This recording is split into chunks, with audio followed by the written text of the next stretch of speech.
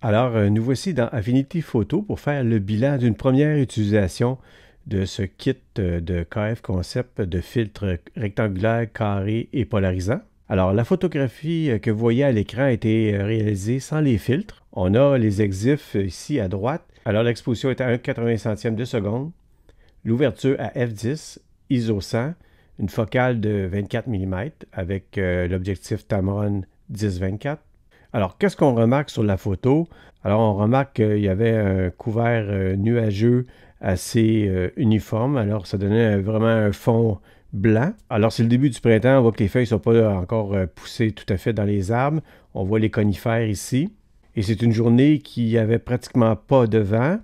On voit la surface de l'eau ici avec les petites vaguelettes, là, mais c'est à peine si on peut dire qu'il y a du vent.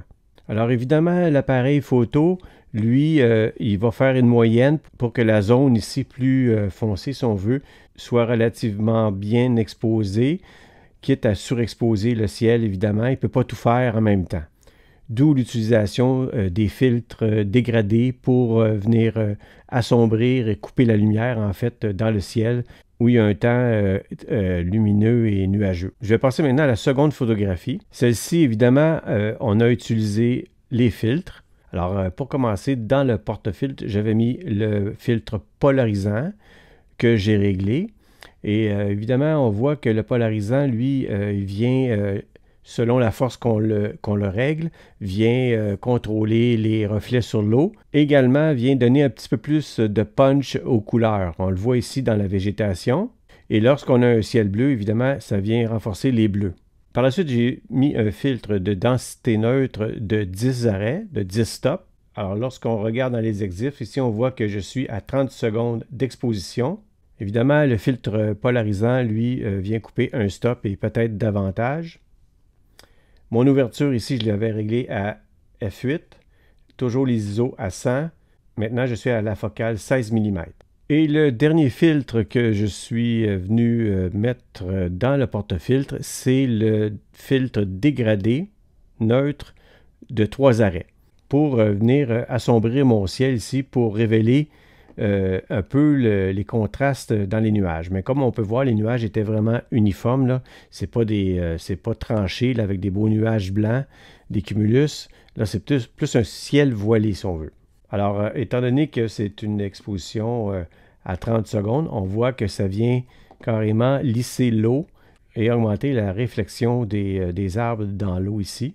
Pour ce qui est de la netteté entre la photographie qui n'a aucun filtre et la photographie qui a 3 filtres, on peut dire que c'est quand même assez similaire.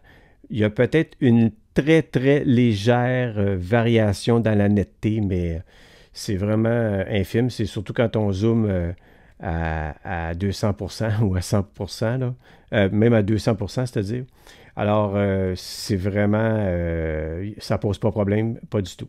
Et au niveau de la dérive des couleurs, j'ai pas fait beaucoup d'essais, comme vous pouvez le voir, là. J'ai fait une sortie photo en une seule fois. C'est dur de juger, mais de prime abord, je dirais que s'il y a une dérive des couleurs, c'est peu perceptible. Est-ce que ça tend un petit peu vers une photo qui est un petit peu plus chaude? Ça dépend aussi de la réaction de la balance des blancs du boîtier en automatique. Des fois, c'est pas précis. Alors, est-ce que c'est à cause des fils, à cause de la prise de vue du boîtier? Je vais le voir à l'usage, mais jusqu'à maintenant, je vois pas de dérive des couleurs. En terminant, je vais vous montrer une autre photo que j'ai faite. Alors ici, j'ai utilisé le filtre polarisant et le filtre de dégradé neutre de 3 stops pour assombrir le ciel.